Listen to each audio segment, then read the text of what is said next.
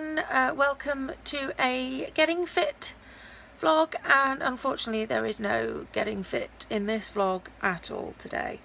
As you guys may or may not know, I have a couple of illnesses which are chronic. They are for life, and I have good days and I have bad days, and unfortunately today, bad day.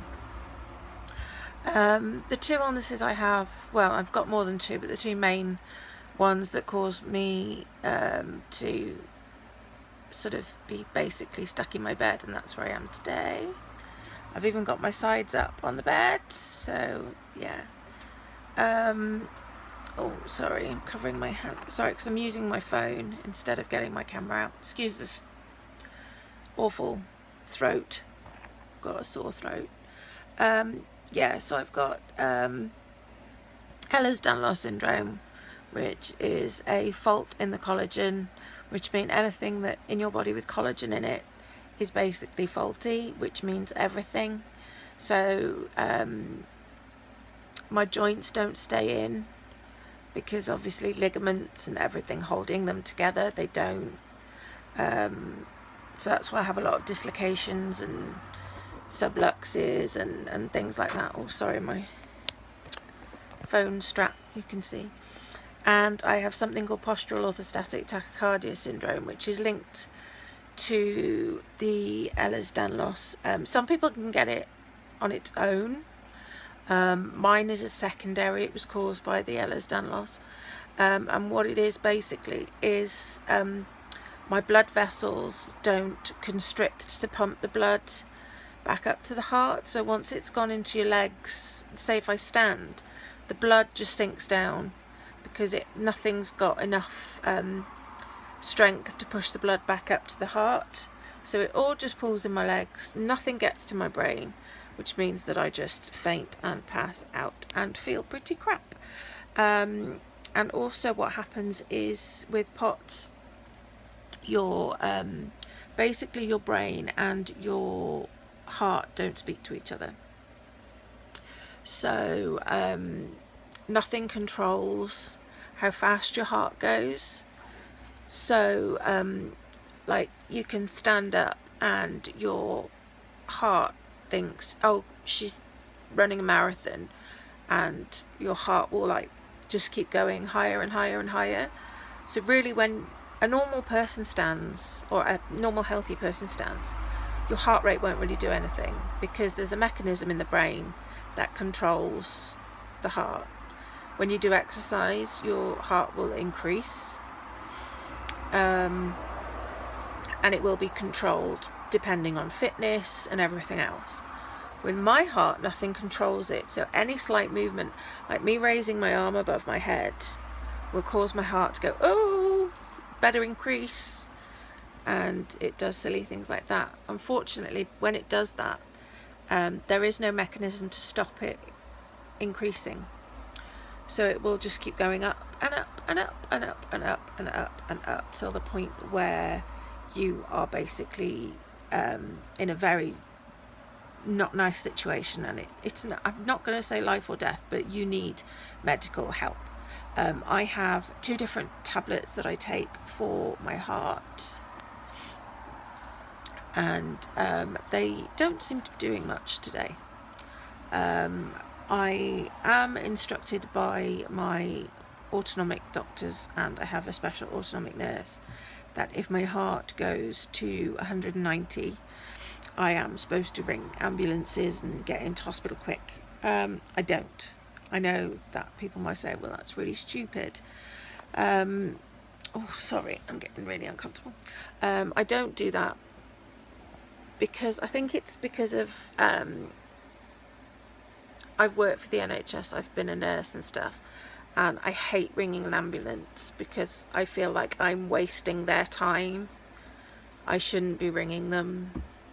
For me, even though yes, I've got a legitimate heart problem and stuff, it's just a guilt. I just feel like I'm wasting their time. I know that's silly, but you know.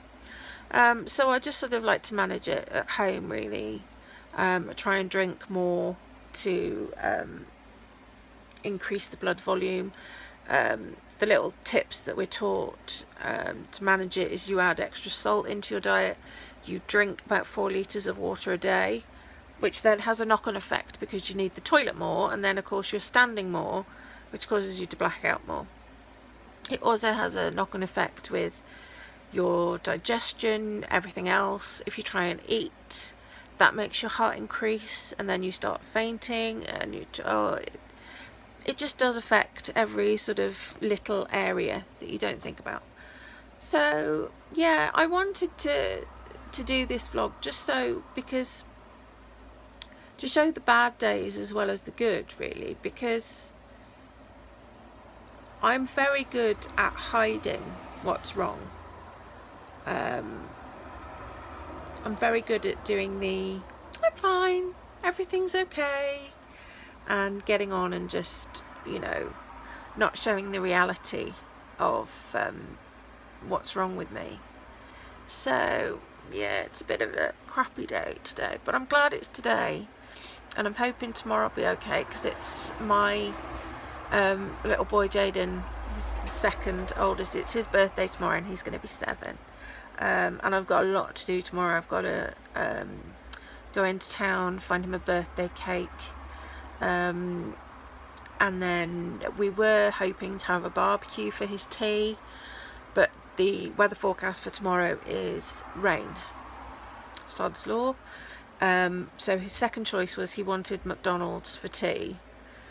So if that's the case, then in the afternoon I'll get my mum to drive me up to McDonald's, and we'll go and get him a McDonald's for his tea. My husband's quite happy about that as well, because he really likes the Big Tasty, and they are bringing that out for a couple of weeks, and then that's it. It's never coming back again. So he was like, I've got to have it before it goes. So that's the plan for tomorrow. So I'm hoping that tomorrow will be good. That's the thing with these disorders. I don't want to call them diseases, illnesses, syndromes. You never know how you're going to wake up. You never know how you're going to feel. That's the worst bit. You're sort of lying in bed in the morning and you're like, okay, I'll open my eyes. What's it like? Can I move?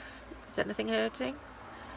Generally everything's hurting, but yeah, it's that initial getting up and attempting to get into the bathroom.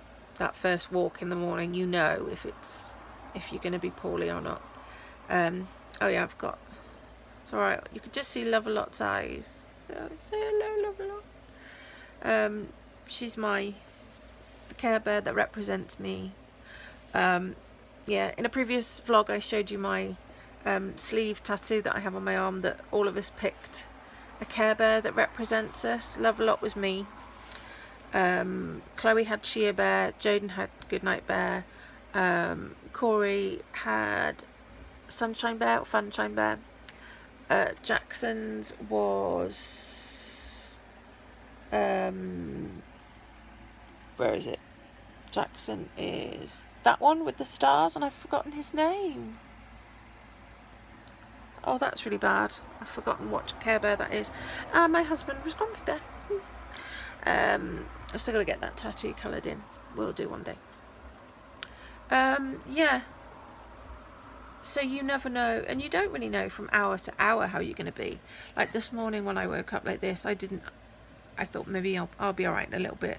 I'll be okay, and I'll be able to go out later and do what I planned for the gym, and because I'd got planned to show you what I do on the resistance machines and stuff like that. So hey ho.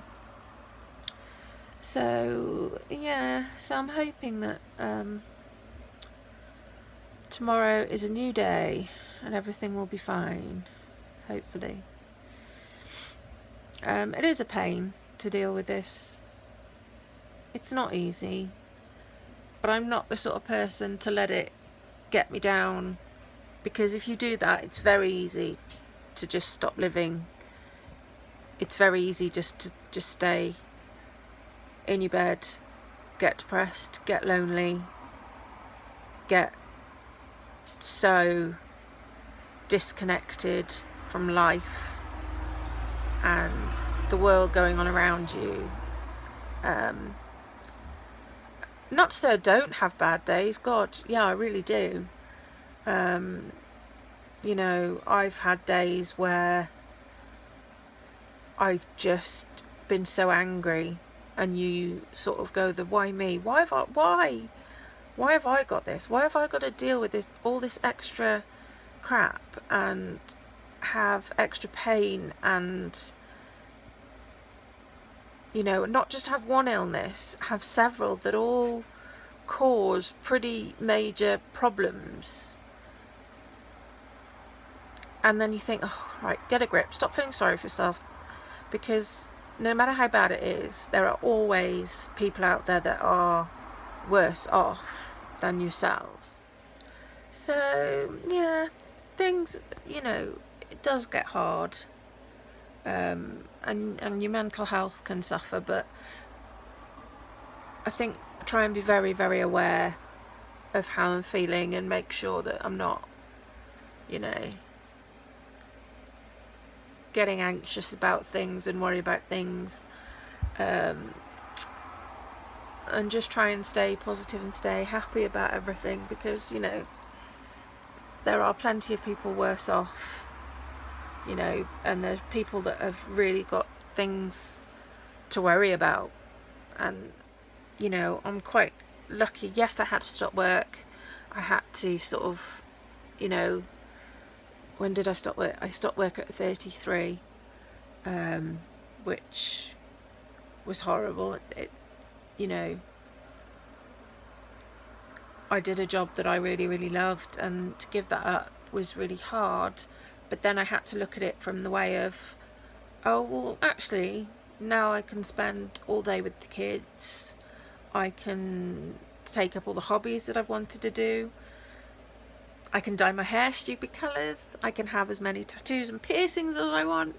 You know, you have to find that silver lining to every cloud. You really do. You can't, you know, it's hard. I mean, yeah, of course it's depressing, and it's really hard when you think, you know, I went to uni, I, you know, worked my bum off to be really good at the job I did, you know, which is nursing and caring, and I loved it, and I loved looking after people, and yeah, it's quite hard to be on the other side of it.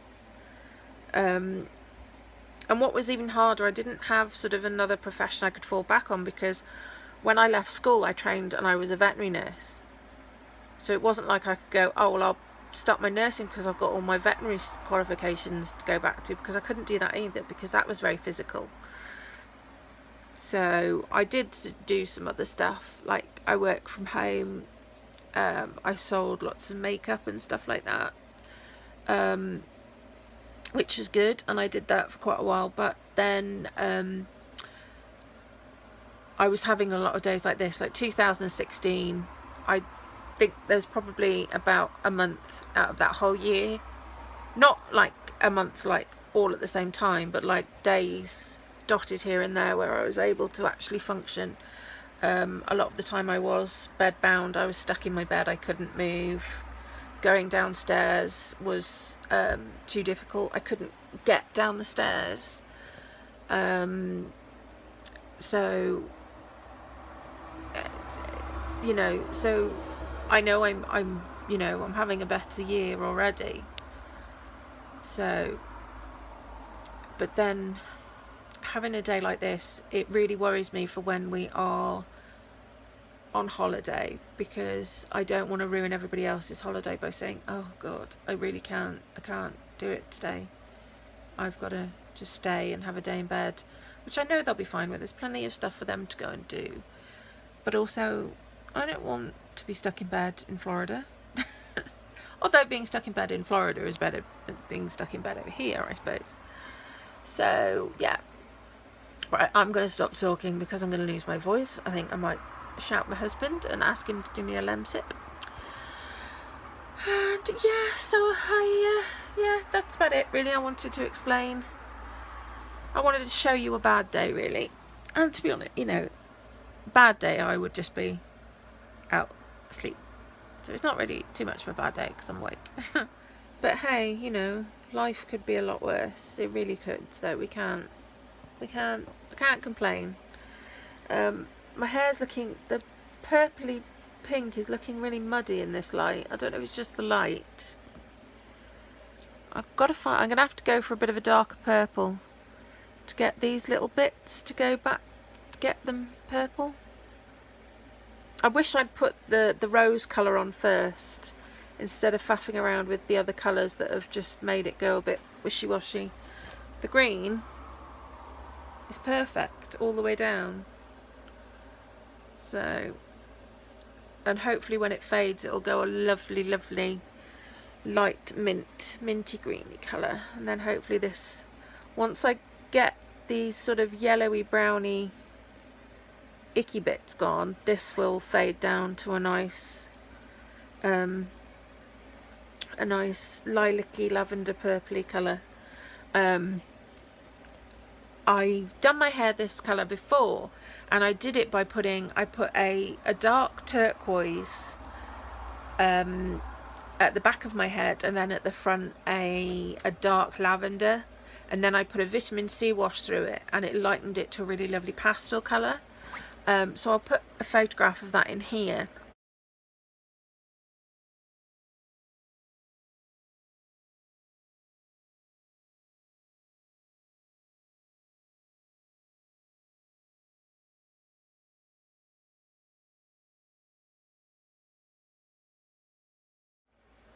And that's what I was trying to emulate. So instead of doing the exact same thing again, I stupidly went and tried to find the colours that I wanted it to be, instead of sticking to the tried and trusted method that I'd used before. So, but hey ho.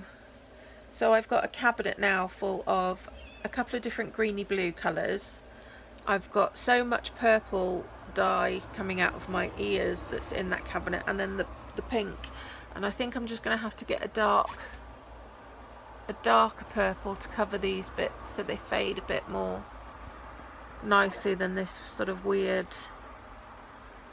faded out. You can see like some weird bits. Anyway, this vlog is going to be really long and I'm not doing anything. So hey ho, right then guys, hopefully when I see you tomorrow, I'll be up and I'll be about, and you can come to Asda with me and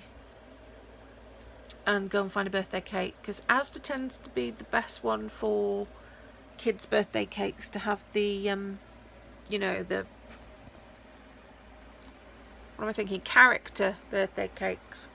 I'm hoping to get a Pokemon one, but I don't know if they're going to do a Pokemon one because Jaden loves Pokemon.